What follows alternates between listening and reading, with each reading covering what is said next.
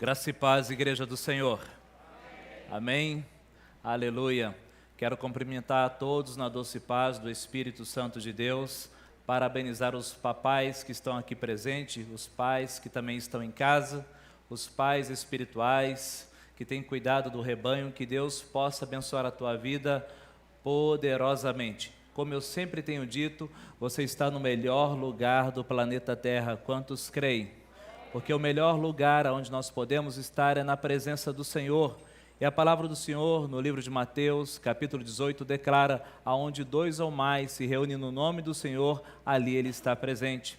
Creia que Deus está neste lugar. Ele ouve e Ele conhece o teu coração. Você que está em casa também pode ter certeza que Deus está nessa sala, dentro desse quarto, nesse hospital. Servimos um Deus que é onipotente, onisciente e onipresente. Você pode glorificar o nome do Senhor. Ele é digno de honra, glória e louvor. Aleluia. Pastor Eliel, lembra dessa canção do Judson? Sem ensaiar, né? Se vira nos 30. Se alguém puder trazer água para mim, ficarei muito grato. Vai receber o galardão de profeta nessa noite. Aleluia. Pedi para o pastor Eliel ministrar uma canção no início dessa palavra, mas não estava no script, então ele está ali se virando nos 30. Aleluia. Que teu coração esteja pronto para receber a palavra de Deus, que seja uma terra fértil, onde a semente liberada. Muito obrigado, que Deus te abençoe, possa produzir frutos e frutos com excelência.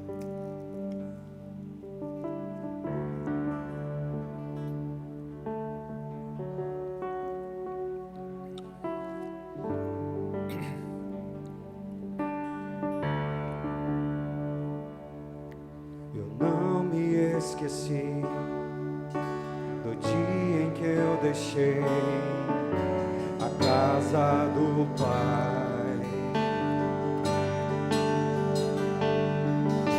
Deixei meu orgulho sufocar meu amor. Tentei escrever minha história. Não me esqueci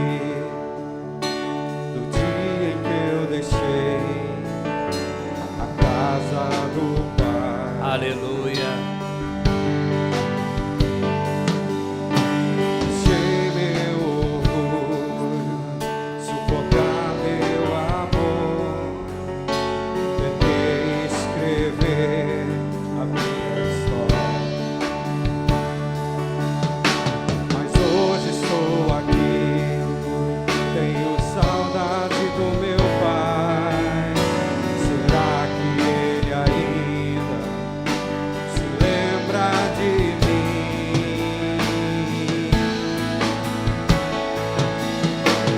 Filho, sua cama está pronta, o anel preparado, seu novilho guardado,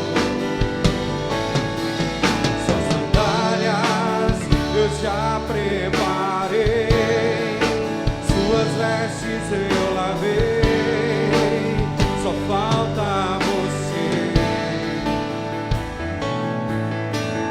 Filho, sua cama está pronta, seu anel preparado, seu novilho guardado, suas sandálias eu já preparei, suas vestes eu lavei, só falta você.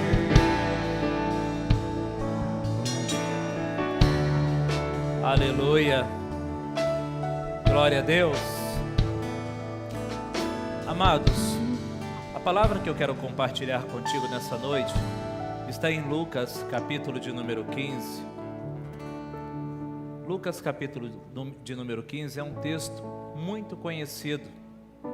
Já ouvi várias mensagens acerca desse texto. Hoje, dia dos pais, eu estava meditando na palavra do Senhor e pedindo a Deus uma palavra para os nossos corações, mas que possa fazer uma reflexão sobre essa figura de paternidade. O tema dessa mensagem é amor de um pai.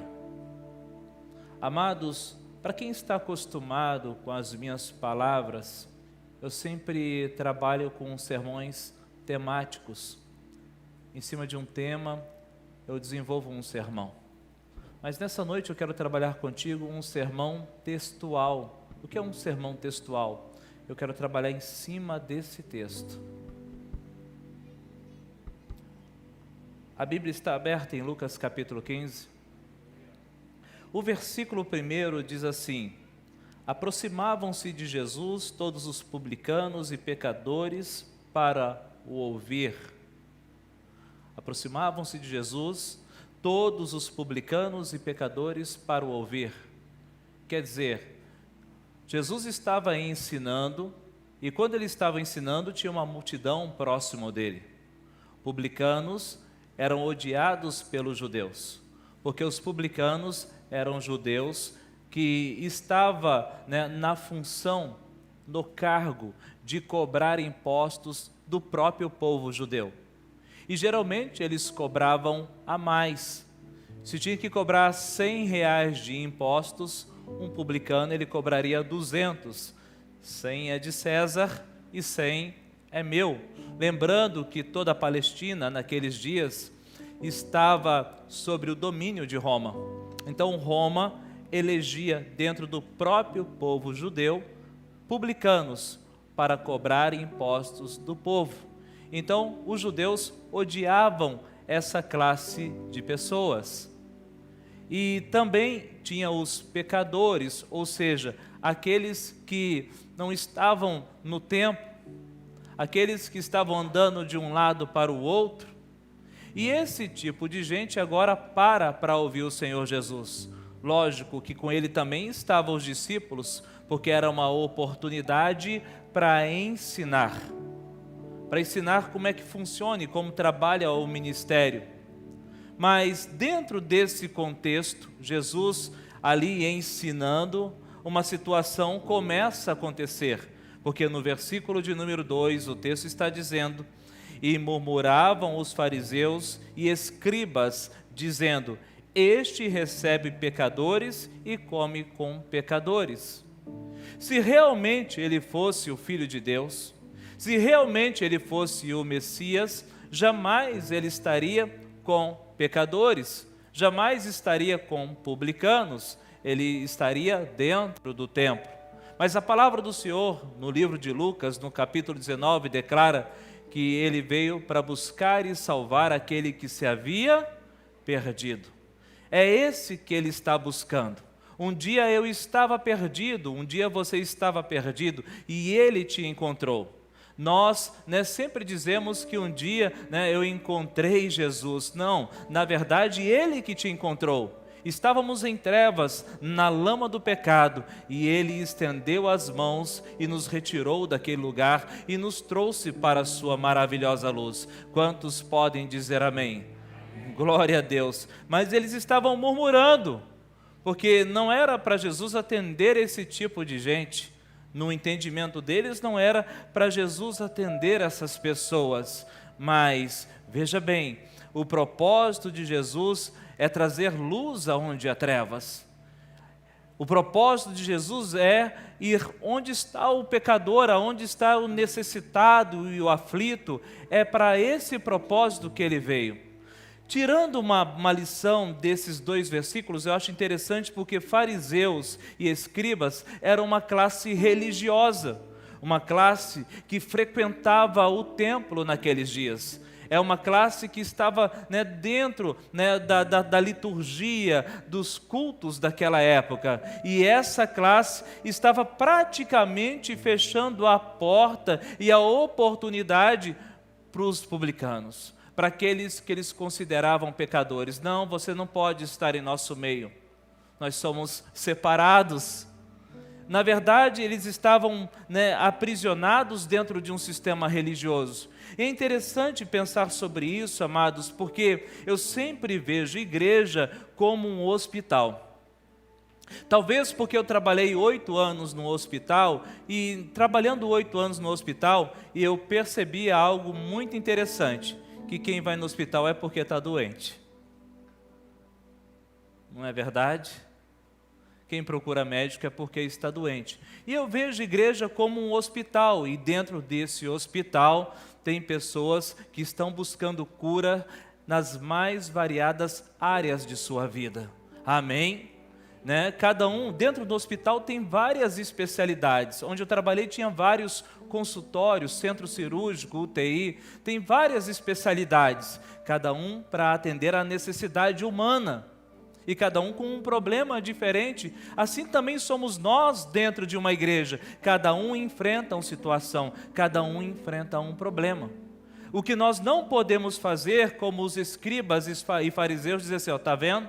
Aquele lá fala que está na igreja.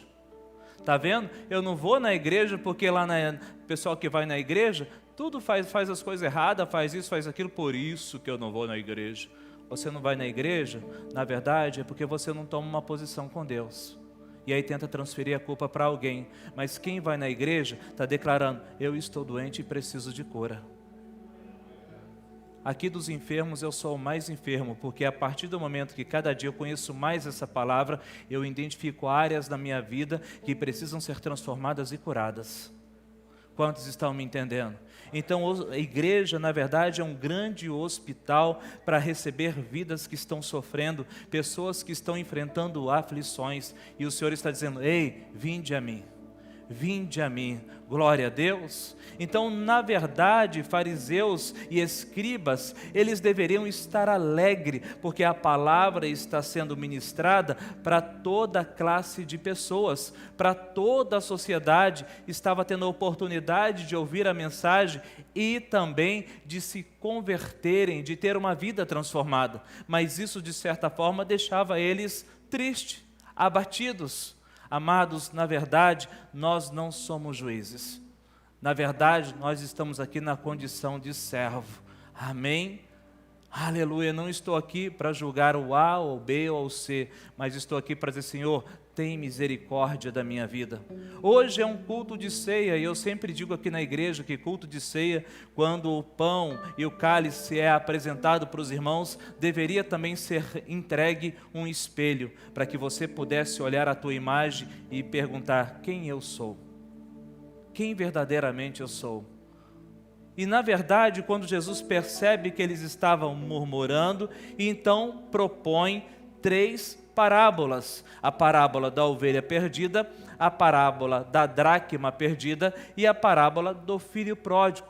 E é sobre esse assunto que eu quero falar, aproveitando que hoje é dia dos pais.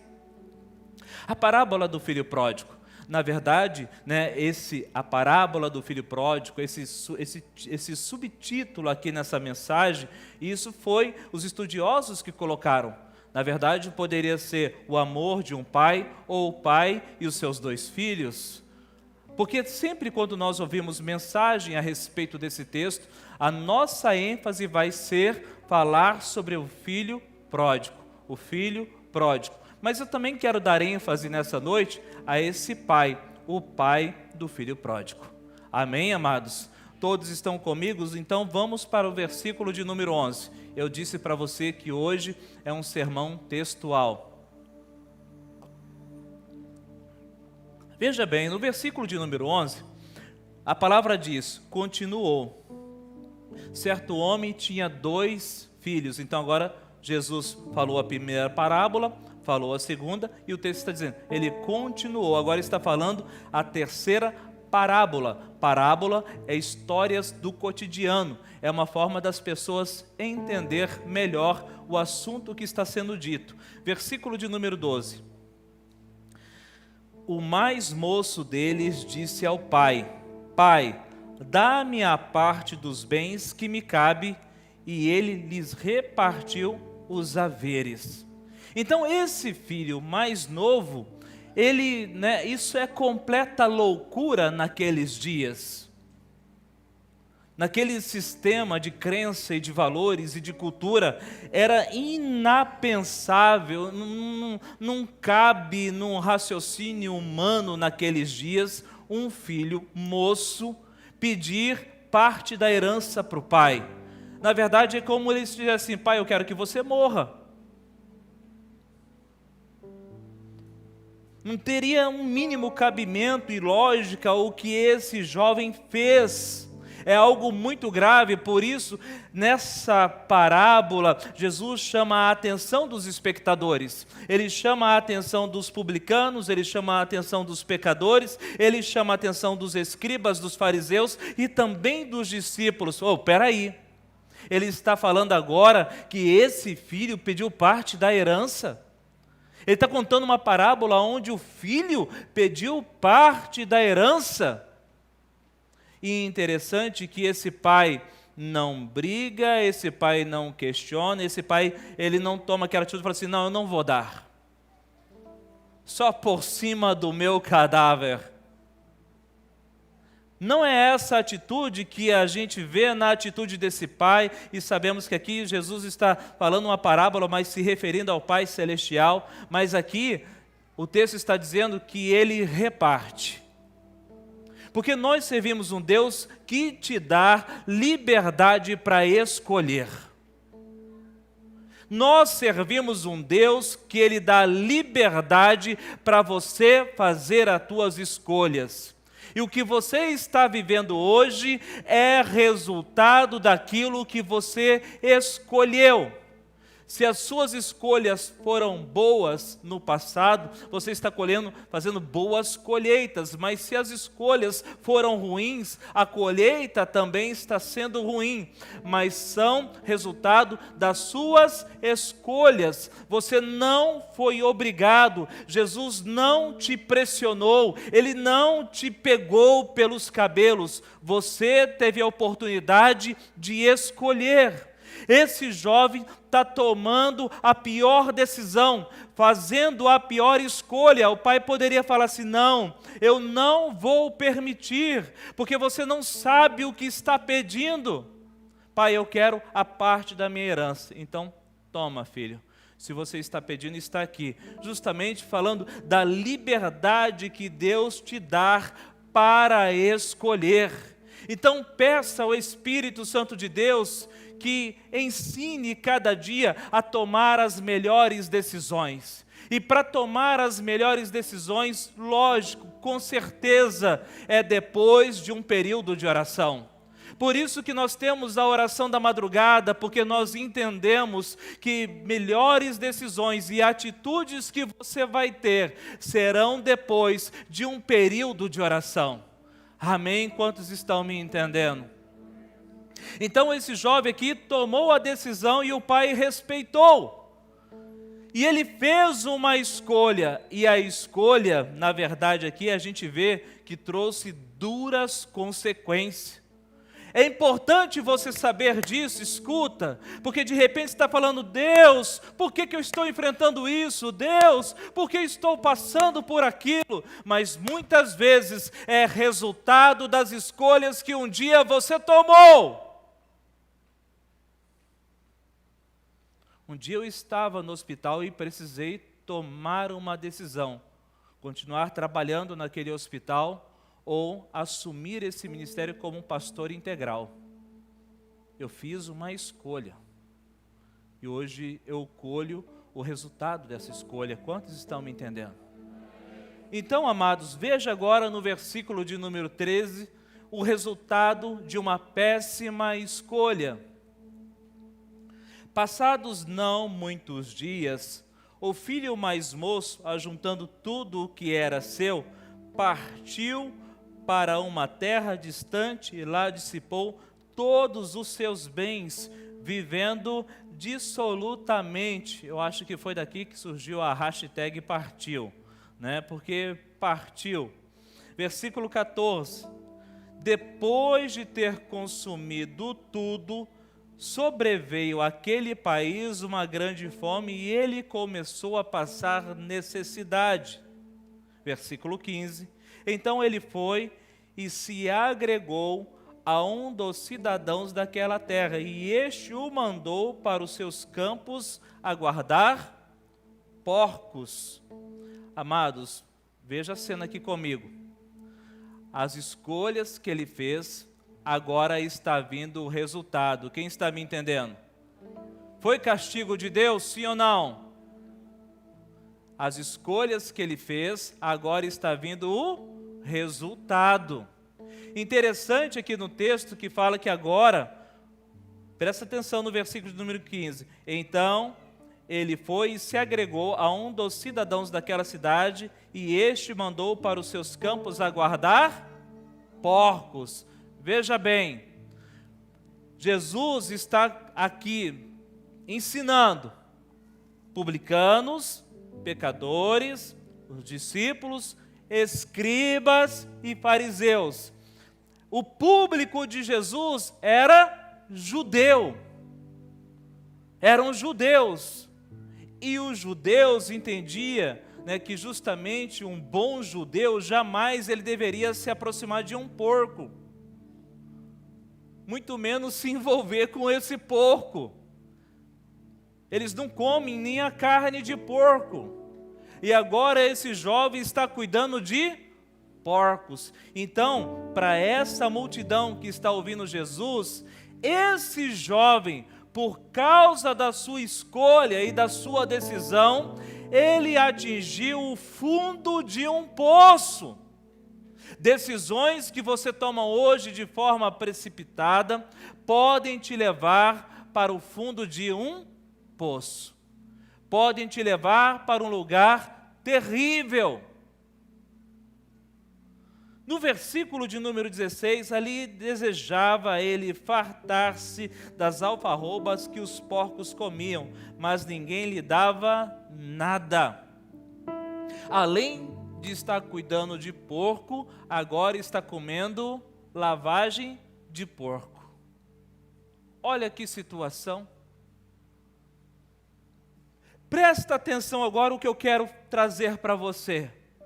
Aqui do versículo de número 13 ao versículo de número 16, você vê o pai interferindo no chiqueiro. Ah? Meu filho está no chiqueiro, eu preciso melhorar as tábuas daquele chiqueiro.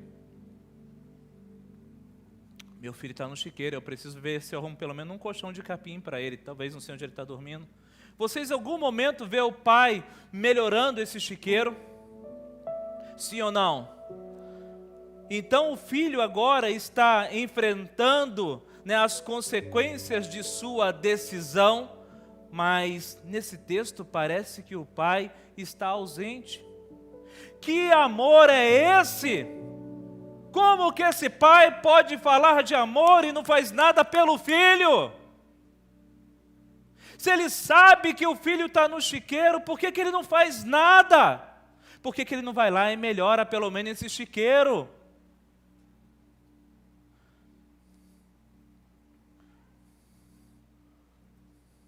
E muitas vezes tomamos essa atitude.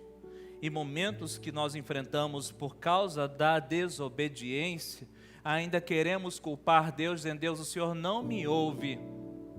Eu estou passando por luta e provação e o Senhor não está fazendo nada.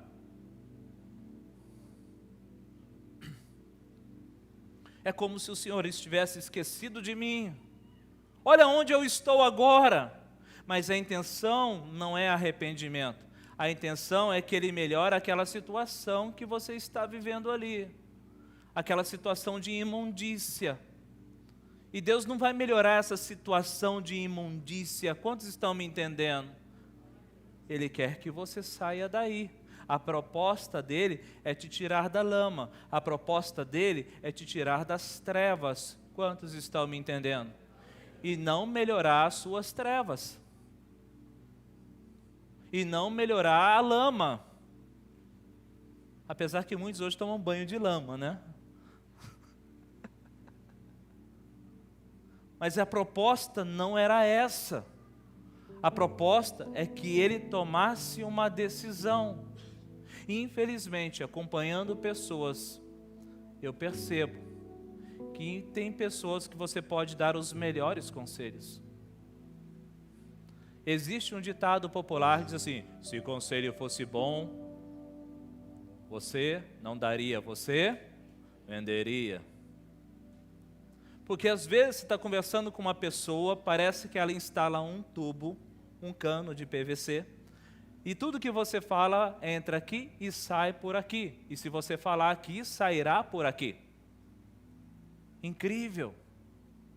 Não quer ouvir os conselhos.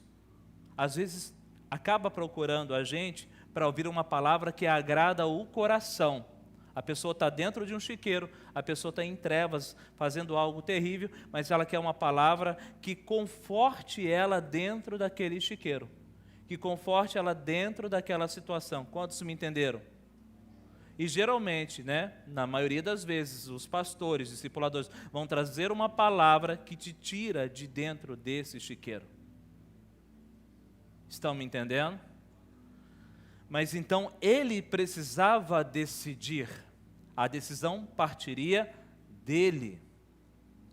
No versículo 17, então, diz assim: então, caindo em si, disse: quantos trabalhadores de meu pai têm pão com fartura, e eu aqui morro de fome. Então agora tomou consciência, e isso só o Espírito Santo de Deus para fazer em nossas vidas, porque é Ele que nos convence do pecado, da justiça e do juízo. Eu errei muito no início do ministério, porque às vezes eu queria, na força, irmão, você tem que fazer assim, porque a palavra está dizendo isso, olha aqui, irmão, está aqui no texto. Mas se a pessoa não quer fazer, se o próprio Deus não obriga, como é que eu vou obrigá-lo a fazer? Mesmo sabendo que o caminho que ele está trilhando é caminho de morte. Então, aqui precisou esse rapaz cair em si. Ou seja, a ficha teve que cair. E muitas vezes você pode estar em uma igreja, sentado em um banco, e a ficha ainda não caiu. Quantos estão me entendendo? A ficha não caiu. Mas quando cai a ficha, a primeira coisa que lembra é que os trabalhadores do meu pai têm pão. Os trabalhadores do meu pai têm pão, têm fartura, e aqui eu morro de fome. Talvez hoje você está vivendo uma situação dessa de lama, de trevas, e aí então começa a faltar. Começa a faltar a alegria, começa a faltar a provisão, começa a faltar as coisas dentro de casa, um monte de situações começam a surgir. Um monte de situações começam a interferir na tua vida. Quando fala que os trabalhadores de meu pai têm pão, está se referindo também àqueles que estão fazendo a obra do Senhor. Glória a Deus. E aqui nesta casa tem muitos trabalhadores no multimídia, no acolhimento, na intercessão, no louvor, nas casas de paz, no ministério infantil. Temos muitos trabalhadores e Deus cuida de cada um desses trabalhadores. Deus cuida de cada um desses trabalhadores. E talvez um dia você já foi até um desses trabalhadores, mas se afastou da casa do Pai. Deixou a casa do Pai.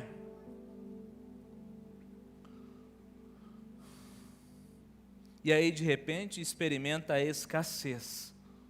Que o Espírito Santo de Deus nessa noite possa trazer luz ao teu coração, como eu disse, que é o Espírito Santo de Deus que convence do pecado, da justiça e do juízo. Então a atitude dele agora no versículo 18 é: levantar-me-ei e irei ter com meu pai e lhe direi: Pai, pequei contra o céu e diante de ti, já não sou digno de ser chamado teu filho, trata-me como um dos teus trabalhadores. Aqui várias situações acontecem. Primeiro, eu vejo uma questão de humildade. Ele tomou a decisão de voltar para a casa do pai. Se ninguém vier aqui, eu não volto. Eu não vou para a igreja, ninguém me visitou. Ninguém me visitou, não vou para a igreja. Saí da igreja, ninguém nem sentiu falta de mim, não vou mais para a igreja. Alguém pegou na mão desse jovem, sim ou não? Ele tomou a atitude de voltar para a casa do pai, sim ou não? Então, teve que ter uma atitude de humildade, não é? Porque geralmente, nesse trajeto agora, a pessoa fala, o que vão falar de mim? A hora que os empregados, o meu outro irmão, as pessoas me verem ali, o que vão falar de mim? Eu já sei, fulano vai falar que eu sou isso, fulano vai falar aquilo lá, fulano vai... Às vezes as pessoas estão assim, interpretando. Mas se eu for para a igreja, eu sei que a fulana lá, o fulano, é você e Deus. É você e Deus. Amém? Não é o Ramão que me leva para o céu. Quem me leva para o céu é o Senhor Jesus, que morreu na cruz do Calvário. Lógico que a amizade dele pode me ajudar e fortalecer. Ele pode me inspirar. Quantos estão me entendendo? Mas o que o fulano, o que o ciclano vai dizer, isso não importa. Eu preciso tomar uma decisão. Mas, amados, eu percebo aqui também que mesmo ele tendo essa atitude, essa decisão e essa humildade, eu vejo aqui uma autopunição. Uma autopunição. Já não sou digno de ser chamado teu filho, trata-me como um dos teus trabalhadores. Eu vejo aqui esse jovem, tipo assim, a hora que eu for para a casa do meu pai, eu vou passar lá naquela vendinha, né, com os troquinhos que sobrou, eu vou comprar um chicotinho. E a hora que chegar perto do meu pai, eu fazer assim, pequei, pá, pequei, pá, pequei, pá, pequei, pá. Né? Existe hoje correntes que trabalham assim, que chama autoflagelação. É uma forma de você conseguir uma iluminação, conseguir estar mais próximo de Deus através da dor. Mas lembra que Jesus já pagou o preço na cruz do Calvário por nós.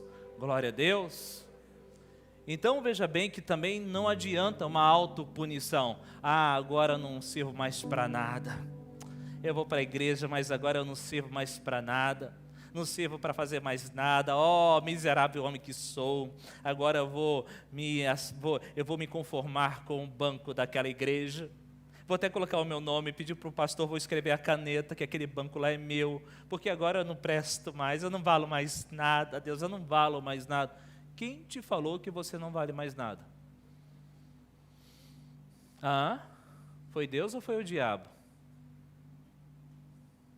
A pergunta é, uma vez sendo filho, deixa de ser filho, sim ou não? Porque em João, no capítulo 1, no versículo 12, declara, e todos os quantos receberam, deu-lhes o poder de serem feitos filhos de Deus. Quantos aqui já receberam Cristo como Senhor e Salvador de suas vidas? Faz assim com a mão que eu quero te ver. Você em casa também. Então, uma vez filho de Deus, tem como deixar de ser filho? Não. Você que tem filho, você que já é pai, mãe que está aqui, se seu filho fizer algo errado, ele deixa de ser filho? Não, agora você não é mais meu filho porque você fez coisas erradas. A partir de hoje, risca o meu nome. Risca meu sobrenome do seu RG. Uma vez sendo filho, deixa de ser filho? Lógico que as atitudes erradas podem te aborrecer, mas continua sendo filho. Então a nossa visão precisa mudar. Ele te aceita da forma que você está. Glória a Deus. Aleluia. Então você jamais deixa de ser filho. Quando você recebe Cristo como Senhor e Salvador da sua vida. Mas no versículo 20 diz assim, e levantando-se foi para o seu pai, vinha ele ainda longe, quando seu pai o avistou, e compadecido dele, correndo, o abraçou e o beijou.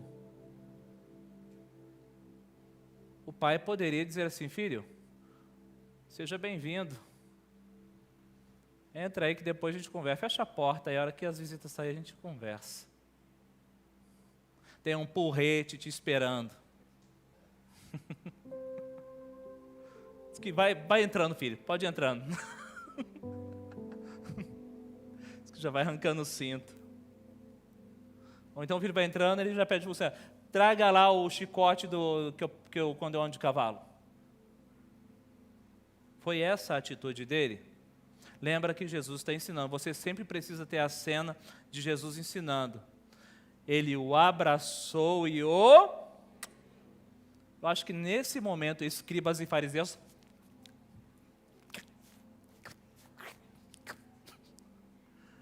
Você está entendendo? Jesus estava dando um nó na cabeça dos seus ouvintes. O cara sai de casa, pede herança. Estava no meio de porco, querendo comer lavagem. Agora toma a decisão de voltar. O pai o abraça e o beija. Alguma coisa está errada. Vou pedir para o pastor Eliel cantar mais um trechinho da canção novamente. Visualize a cena agora, esse filho voltando.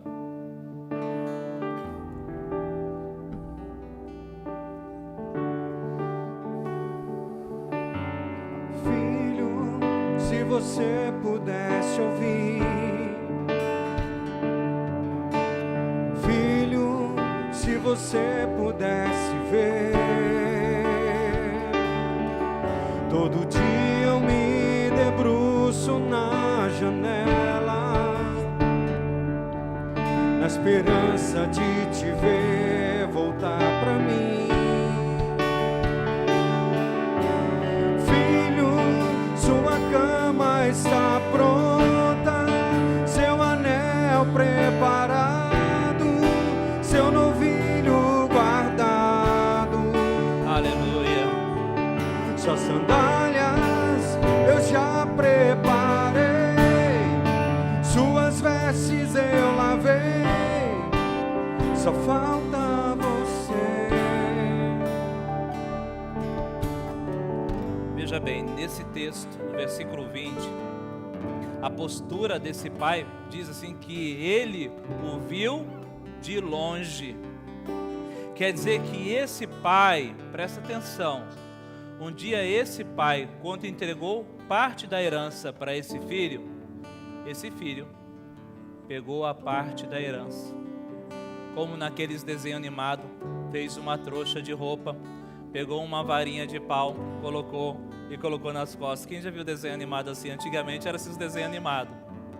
Então ele está aqui com a trouxinha e indo naquela direção até o final da estrada. E quando vai chegando no final da estrada, faz uma curva para a direita. Isso já é o Wander que está colocando. Então o pai está olhando aqui aquele filho saindo.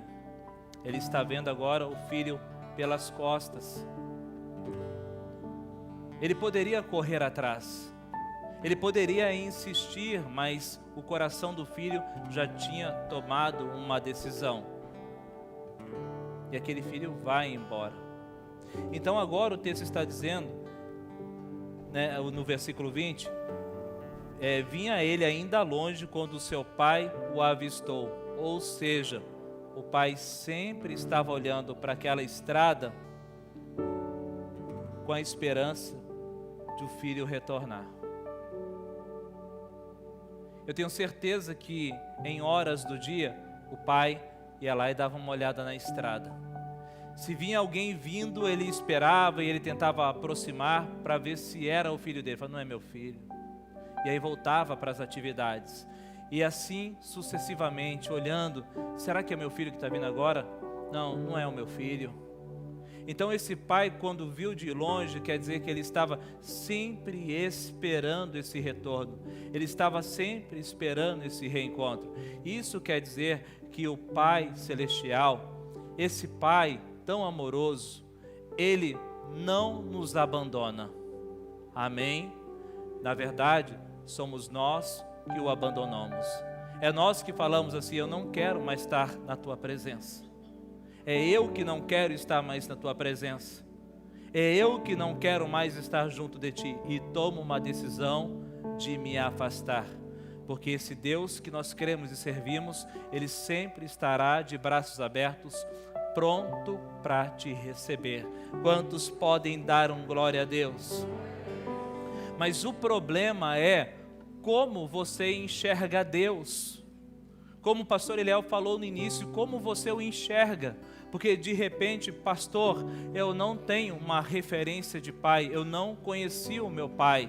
Pastor, meu pai era um homem muito violento. Pastor, o meu pai de várias situações. Então isso ficou na tua mente. E quando fala assim, pai, papai, paizinho querido, isso te dá uma certa repulsa, porque vai lá no seu subconsciente e trabalha lembranças e raízes que um dia o diabo plantou e que estão lá. Mas o nosso Pai Celestial, Ele é perfeito, Ele é o padrão da perfeição, e nós como homens e como pais temos que lutar também para estar nesse padrão. Todos os dias nós precisamos melhorar e precisamos buscar se aproximar desse padrão de Pai, o Pai que está nos céus. E o amor desse Pai é tão grande por mim e por você, que entregou Cristo para morrer por nós numa cruz, o único Filho. Quantos podem dizer amém? Então, como você o enxerga? Porque esse jovem, você percebe que no versículo de Números 9, ele falou assim, já não sou digno, de ser chamado de filho.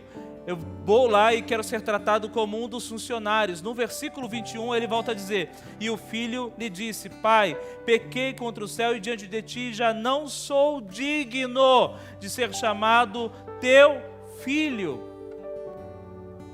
Como você o enxerga? Porque de repente você enxerga Deus, naqueles filmes. Já viu aqueles filmes que tem aquele policial, motoqueiro, atrás de uma placa? E ele fica com a moto ligada, a hora que a pessoa passa em alta velocidade, ele...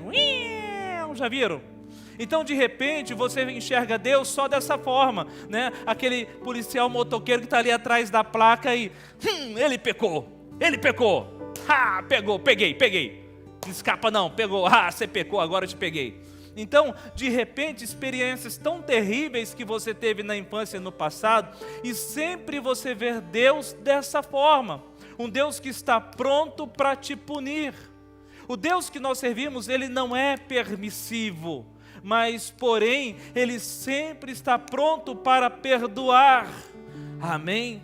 Por isso que Cristo morreu por nós, porque a atitude do Pai agora, esse coração do Pai, é revelada no versículo de número 22, que diz assim, o Pai, porém, disse aos seus servos, trazei depressa a melhor roupa. O filho está falando, pai, eu não sou digno de ser chamado teu filho. Ele fala, calma filho, trazei depressa a melhor roupa.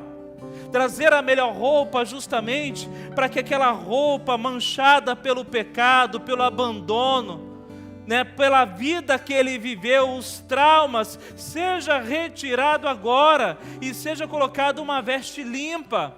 E eu lembrando desse texto, os teatros que nós fazíamos, sempre era assim, vem aquela pessoa com a roupa tudo rasgada, não é assim? Simbolizando a pessoa que está no pecado. Aí o diabo vai lá, bate naquela pessoa e no final os irmãos, a pessoa parece com uma camisa branca, não é desse jeito?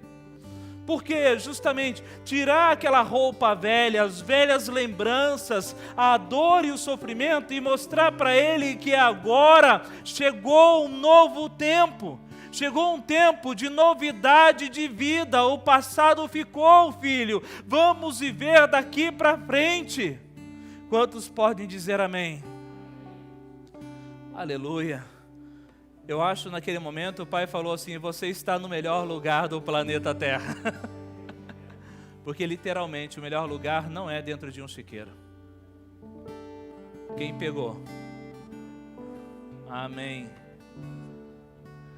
Traz a melhor roupa, vestiu e põe-lhe o anel. Porque anel naqueles dias sabemos que era o símbolo de uma família. Então aquela família, aquela casa que tinha o mesmo brasão, o mesmo anel, então você fala assim, eu sou pertencente dessa família, esse aqui é o meu pai. Então coloca o anel, para que todos possam ver, que independente do que ele viveu, continua sendo meu filho. Continua sendo meu filho. Continua sendo meu filho.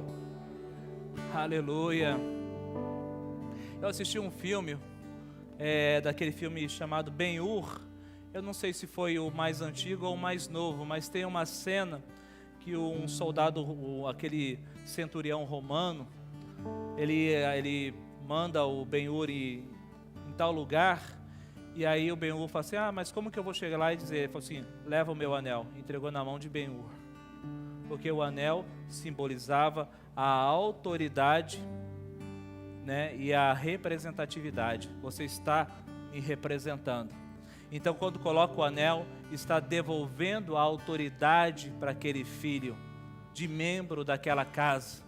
Está colocando ali, falando assim, você é meu filho, e aonde você for, todos saberão. Quantos podem dizer amém? Glória a Deus. No dedo, né, o anel no dedo e sandália nos pés. Sandália justamente porque escravos não usavam sandálias, andavam descalços. Escravos andavam descalços. Quem andava com calçado naquela época tinha uma boa condição financeira.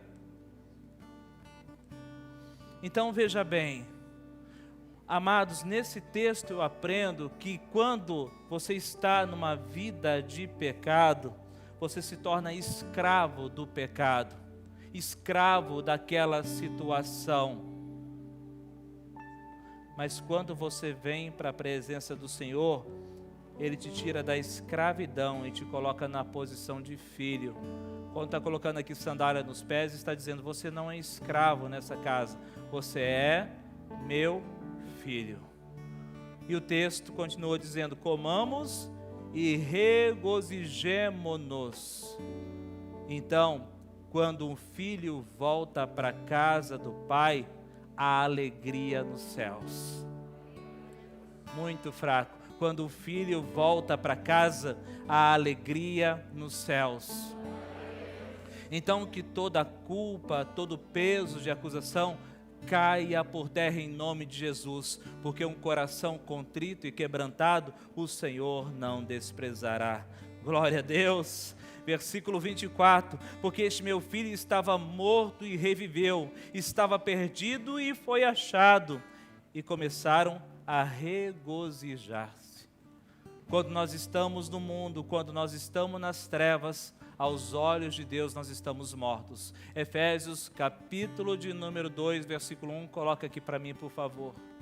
Quando nós estamos andando nas trevas, lá no pecado, diante de Deus nós estamos mortos. Mas olha só o que diz a palavra, e Ele vos deu vida, estando vós mortos nos vossos delitos e pecados. Ou seja, quando Jesus morreu na cruz, quando eu recebo Cristo como Senhor e Salvador da minha vida, eu passo a ser filho de Deus. E agora eu que estava morto pelo pecado, agora eu tenho vida em Deus. Quantos podem dizer amém? Aleluia. Versículo 25, ora o filho mais velho estivera no campo, e quando voltava, ao aproximar-se da casa, ouviu músicas e danças. Nós servimos um Deus que quer ver o povo dele alegre. Mas essa alegria, a alegria de muitos, incomodam outros. Preste atenção no que eu estou dizendo. Às vezes, né, a sua alegria, né, você está ali regozijando na presença de Deus, alguém fica incomodado. Quantos estão me entendendo?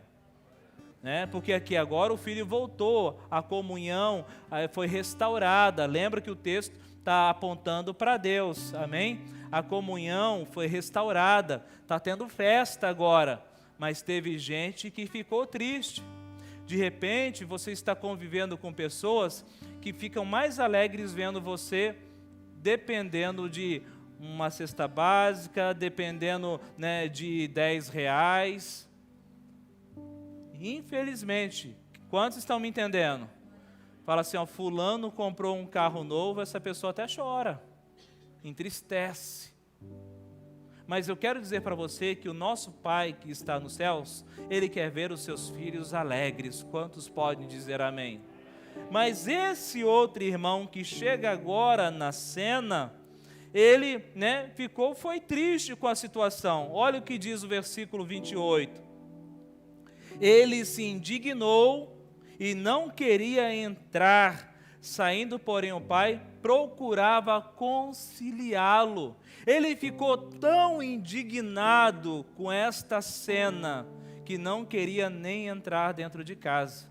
Esse é o problema quando nós nos tornamos legalistas. O que é um legalista? Graças a Deus que eu sirvo a Deus, eu não sou igual o fulano de tal, eu não sou igual aquele lá, eu não sou igual aquele lá, graças a Deus que eu ando na presença do Senhor, eu não sou igual aquele dali lá está na esquina, eu não sou igual, graças a Deus. E se torna um legalista. Gosta de ver o pecado na vida dos outros, mas não consegue ver o seu próprio. Gosta de apontar os defeitos dos outros, mas não gosta de apontar o dedo para você mesmo. Agora meu pai se tornou um legalista, tá conivente. Meu pai agora está aceitando tudo, bagunçou mesmo agora aqui em casa. Aqui em casa virou bagunça. Guria pronta, faz de tudo, se enrola no meio dos porcos.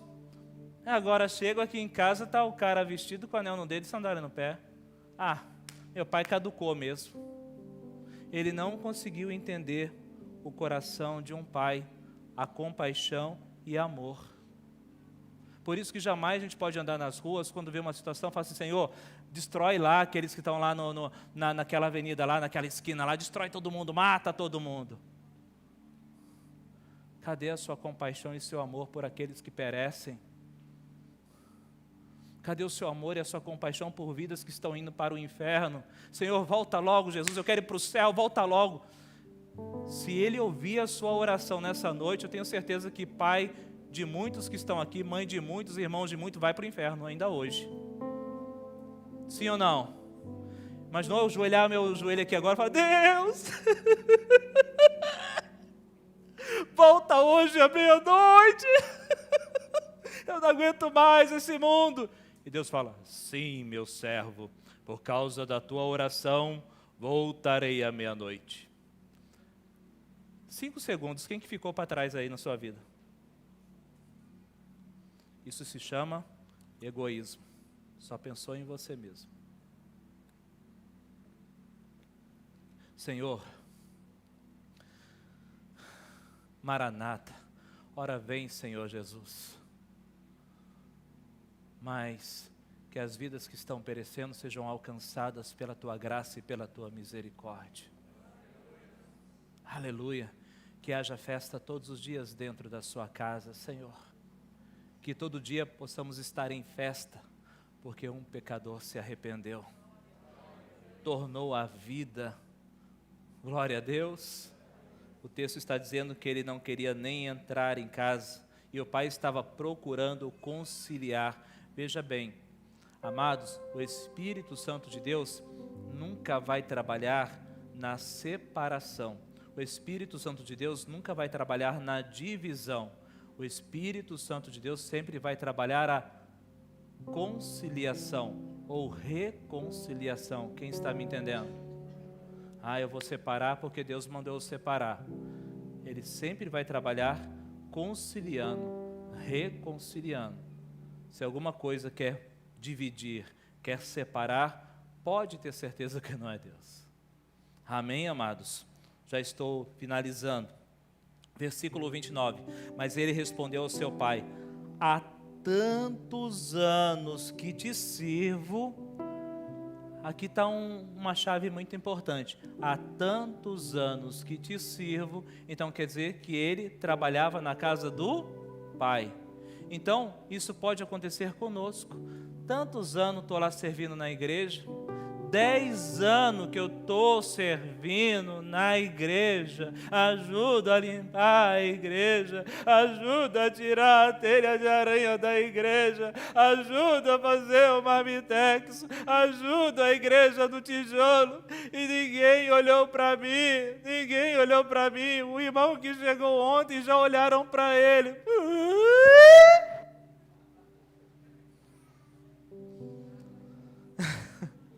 Estão me entendendo? De repente você pode se tornar o filho mais velho dentro de casa e chato, né? Mais conhecido como o Chatonildo, né? Ah lá, o Chatonildo está vindo, né? Amém, amados?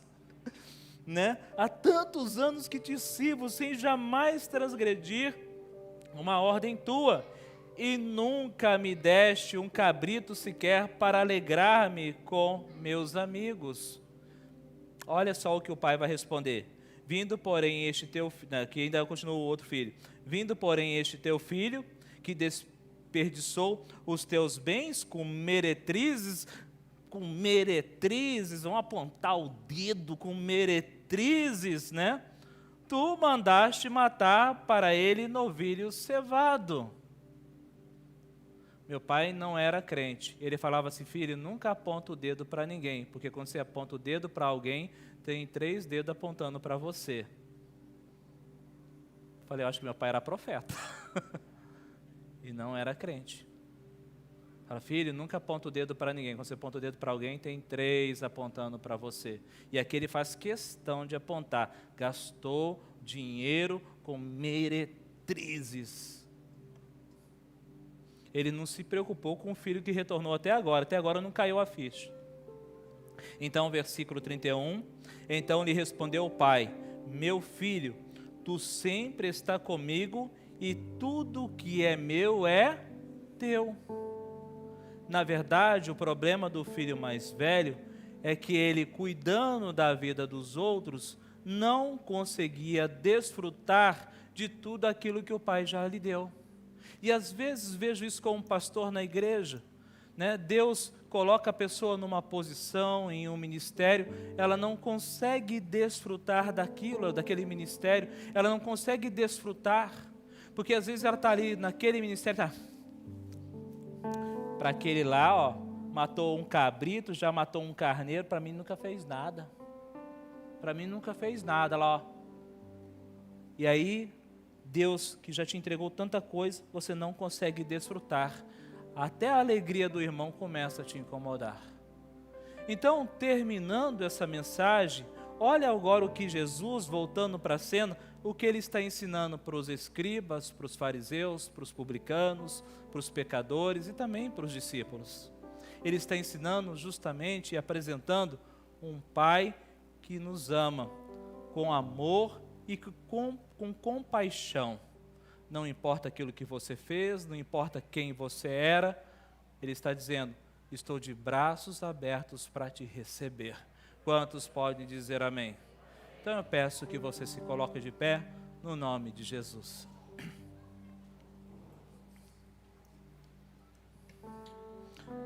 Pastor Elia, vamos cantar mais um trecho dessa canção, no nome do Senhor Jesus. Os músicos que quiserem ajudar, sei que não ensaiaram para isso, mas eu gostaria que você fechasse os teus olhos, por favor.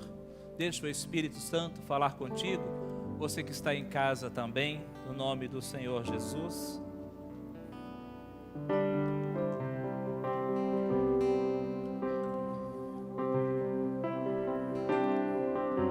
Eu não me esqueci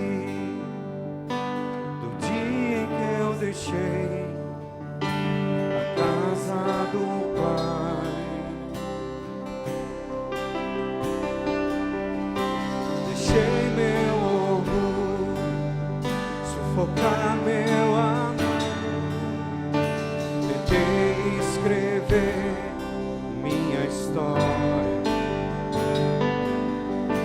mas hoje sou aqui.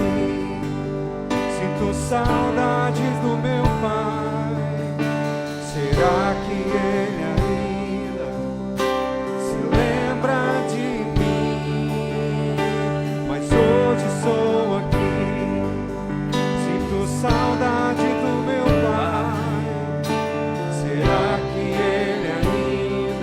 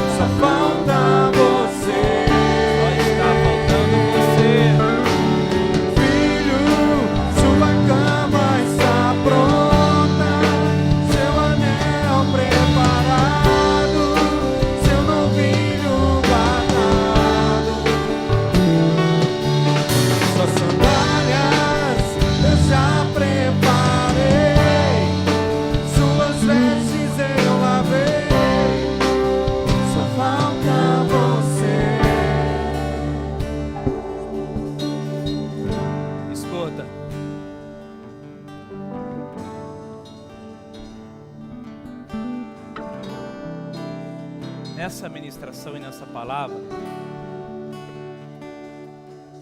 situações que você viveu, experiências que você já teve, machucaram e feriram o teu coração. E quando fala Pai, é uma palavra que ainda dói no seu coração.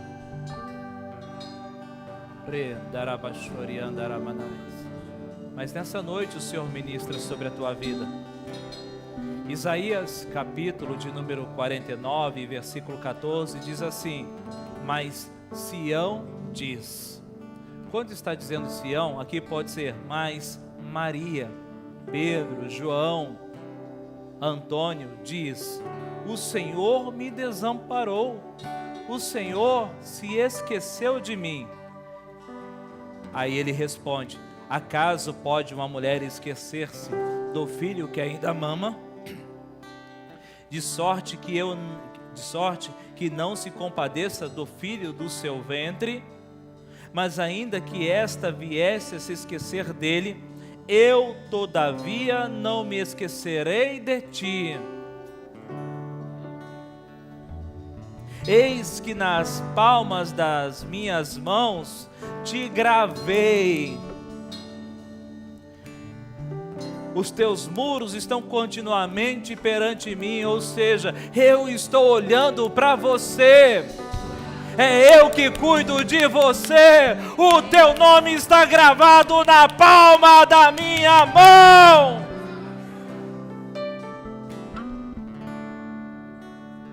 Pode a mãe ter te esquecido, mas eu, o Senhor, não te abandonarei. E nessa noite Ele está de braços abertos para te receber.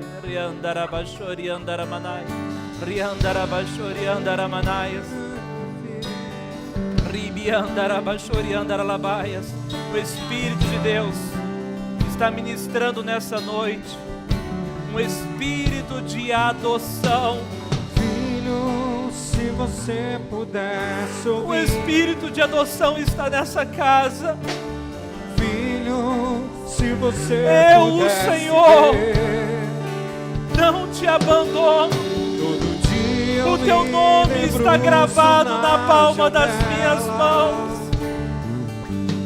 Na esperança de te ver voltar pra mim. Oh. Filho, se você pudesse ouvir. Filho, se você pudesse ver. Todo dia eu me debruço na janela, na esperança de te ver voltar pra mim. Volte! Volte! Volte! Filho, sua cama está pronta. Você que está em casa, preparado para os braços do papai. Volte para os braços do papai. Ele está te esperando. Eu já Ele está te esperando. Suas vestes eu lavei, só falta você. Filho, sua cama está pronta, seu anel preparado, seu novinho guardado. Suas sandálias eu já preparei, suas vestes eu lavei, só falta você. E andarabachori andaramanaias.